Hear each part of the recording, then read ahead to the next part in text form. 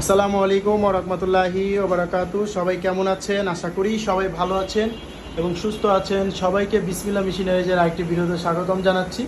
আপনারা এখানে দেখছেন কলম তৈরি করার কালি ভরার মেশিন এবং তার পাশাপাশি আপনারা দেখছেন কলম তৈরি করার হাওয়া দেওয়ার মেশিন এবং এখানে দেখতে পাচ্ছেন নিপ ফিডিং করার মেশিন এবং অ্যাডাপ্টার ফিডিং করার মেশিন আছে।